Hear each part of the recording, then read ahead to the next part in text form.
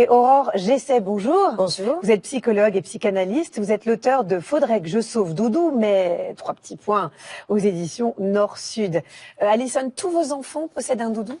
Alors le plus grand, lui, il avait une bande à doudou depuis sa naissance, enfin tous les doudous qu'on offre à la naissance. Et c'est vrai qu'il n'avait pas le doudou fétiche. Il choisissait de temps en temps un doudou, par période ça changeait. Et contrairement à sa sœur, 2 ans, elle par contre, vers ses 4 mois, elle a choisi, elle était attirée par un doudou en particulier. Voilà, vous avez vraiment senti une différence, quoi. Elle était tout le temps collée à un doudou en particulier. Aurore Gesset, qui choisit le doudou? Est-ce que finalement c'est l'enfant ou c'est le parent? Alors, le choix du doudou peut être induit par les parents, mais c'est quand même l'affaire de l'enfant. C'est l'enfant qui va investir le doudou. Effectivement, certains parents préféreraient un joli ourson dodu plutôt qu'une écrevisse, mais finalement, c'est l'affaire du désir de l'enfant. Ouais, parce qu'il y a des doudous qui mettent un peu la honte. Oui, et ben on va en parler tout à l'heure, parce que là, je pense qu'on a le paroxysme du doudou honteux. Et ben justement, on a reçu ce témoignage vidéo d'Essia qui nous prouve bien, que c'est l'enfant qui choisit. Regardez. Ah ben voilà, c'est maintenant. Bonjour la maison de maternelle. Je voulais partager avec vous l'histoire de Maë, mon fils, qui a choisi ses doudous quand il était tout petit dans mon tiroir à sous-vêtements.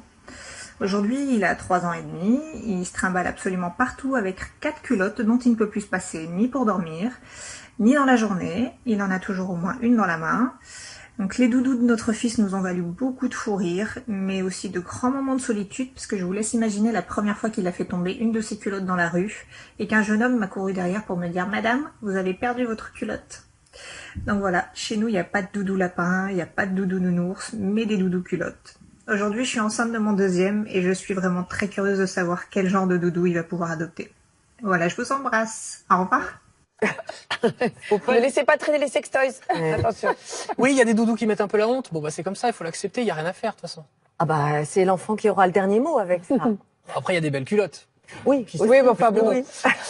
Nouvelle question vidéo, cette fois de Chloé, qui nous fait part de son inquiétude. Regardez. Bonjour, donc je m'appelle Chloé, maman d'Alexandre depuis 20 jours. J'ai une question concernant les doudous. On nous préconise de ne rien mettre dans les lits. Du coup, j'aimerais savoir quand et comment introduire le doudou. Merci beaucoup, au revoir. Voilà, son fils, il est tout petit. Est-ce qu'elle peut déjà mettre un doudou dans le lit? Oui, alors ça dépend du doudou. Il y a des doudous qui sont homologués, d'autres pas. C'est vrai que si l'enfant est tout petit, s'il s'agit d'un nourrisson, il s'agit de pas mettre une peluche disproportionnée non plus Mais dans son typiquement lit. ça, pour un tout petit avec ses petits poils là, qui ressortent de partout, c'est pas recommandé. Bah écoutez, moi je pense que c'est une question après à poser au pédiatre. Si vraiment les parents ont un doute, s'ils sont inquiets par rapport à un doudou en particulier, il s'agit de demander. Et puis à partir de quand introduire un doudou? Finalement, quand le petit est tout petit, avant 8 mois, 9 mois, le bébé n'a pas forcément besoin de doudou, c'est souvent les parents qui introduisent la tribu de doudou. Et à partir de 8 mois, l'enfant se rend compte de qui fait partie de son entourage familier et qui n'est pas dans l'entourage familier. Il se rend compte qu'il peut se séparer, que ceux qu'il aime ne sont pas toujours là. Et c'est dans le cadre de la séparation que le doudou prend son importance et qu'il prend sa place dans le lit d'une façon spéciale. Alison, alors à quel moment est-ce que vous vous êtes dit, ah bah tiens, voilà, ça y est, cette peluche-là, c'est le doudou d'Ambre? Qu'est-ce qui vous a fait dire que c'était devenu le doudou Elle était officiellement? très attirée par ce doudou, c'est un doudou chiffon avec une tête de lapin et elle le frottait contre son visage et c'est vrai que dès qu'elle l'avait dans le lit, elle s'endormait facilement. C'est vrai que... Donc vous vous êtes dit là, ça va, c'est forcément celui qu'elle va choisir pour toujours. Qu'est-ce que ça représente finalement le doudou pour le bébé et pour l'enfant au bout du compte? Le doudou représente ce qui est familier, ce qui est rassurant pour l'enfant. C'est-à-dire qu'il en fait l'expérience surtout dans les périodes de séparation. C'est un objet, un objet d'attachement qui l'aide à s'autonomiser, à faire sans ceux qu'il aime, à faire en dehors du foyer. Ça le rassure. On l'appelle souvent objet transitionnel aussi. Il y a une explication à ce terme particulier?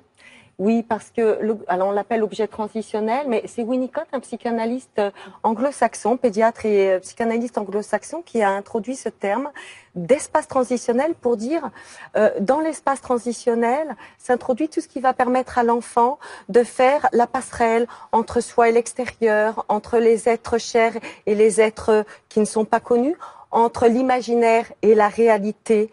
Il peut y avoir le dessin, le livre, vous parliez de l'album tout à l'heure. Le livre est aussi un objet transitionnel, le jeu et le doudou évidemment. Comme un sas, en fait, qu'il y aurait Tout entre à fait. l'enfant et le...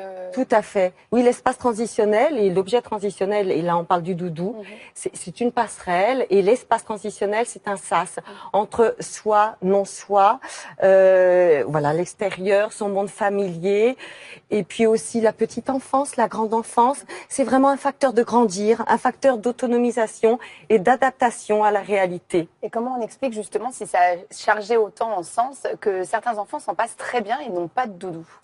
Parce que l'enfant peut investir d'autres choses pour se sentir en sécurité. En fait, le doudou, ça permet d'intérioriser une sécurité intérieure suffisante dans des moments de fragilité, notamment au moment du sommeil, de la sieste, de la séparation de la nuit ou dans d'autres moments. Et il y a d'autres occasions pour se sécuriser. Il y a des enfants qui jouent beaucoup. Il y a des enfants qui ont un langage extrêmement évolué. Donc finalement, ils investissent le langage ou le jeu ou le dessin pour se rassurer d'un certain nombre de choses.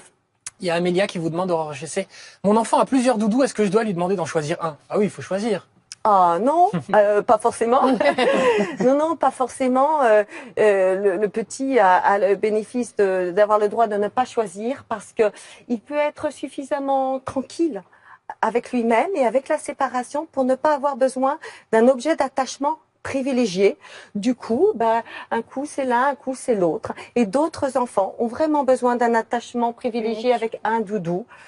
Voilà, je crois qu'il faut les laisser libres. Enfin, parfois, c'est vrai qu'un doudou ne suffit pas. Hein. Pour grandir, un enfant a besoin d'une colonie de doudous. C'est le cas de Novali que nous avons rencontré lors d'une occasion très très particulière. C'était l'anniversaire d'Étoile, la licorne. Un grand moment. C'est un reportage de Bérénice Gabriel. Non, pas 1 plus 1. 0 plus 0. La tête à Toutou. Dans sa chambre, Novali n'a pas un doudou, mais une bonne vingtaine. Lui c'est Smarties, lui c'est Guimauve, lui c'est Chamallow, et ça c'est Marius. Prochain calcul. Chacun de ces doudous joue un rôle bien particulier dans la vie de la petite fille. Avec certains, elle rejoue des scènes de son quotidien. Les enfants, un peu de calme. Alors, qui veut me lire le prochain calcul? Oui, je joue à la maîtresse, je les emmène à la fausse piscine. Je les emmène chez le faux docteur quand elles sont malades. Parmi cette armée de doudous, certains sécurisent son lit et la protègent des monstres de la nuit. Je mets Olaf tout qui surveille. Moi j'ai beaucoup peur du noir. Surtout il y a plein de bruits bizarres dans ma chambre alors. Et quand elle a besoin d'un câlin, ce sont ces petits moutons qu'elle préfère. Les doudous moutons, ça va être le moment cocooning pour dormir, pour se calmer. Si jamais il y a eu une dispute, si jamais à l'école elle est pas très bien, elle prend ses doudous et puis elle est tranquille. Des doudous qui rythment la vie de la petite fille et qui font aussi partie de la famille. Ils ont même droit à une fête d'anniversaire comme aujourd'hui Étoile, la licorne. Stop. Je crois qu'on peut mettre encore un petit peu. Non, 1 c'est 0. Et là c'est 1, 4. Ah. Hop, voilà. C'est l'occasion de faire des choses avec les filles. Et puis c'est un moment sympa, c'est pas très grave de faire un anniversaire pour des doudous. Enfin voilà, c'est. Pas du tout grave. Voilà.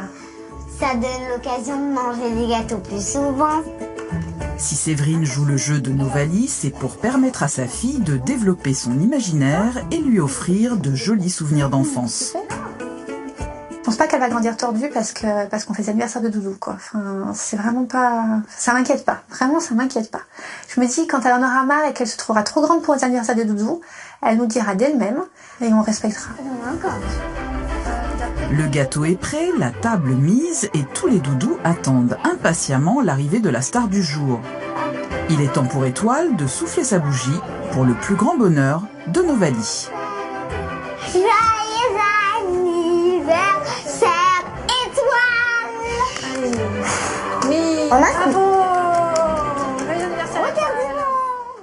Alors, qu'est-ce qu'on peut penser de cette petite Novali, Aurore Gessé, sur le fait qu'elle ait plein de doudous comme ça?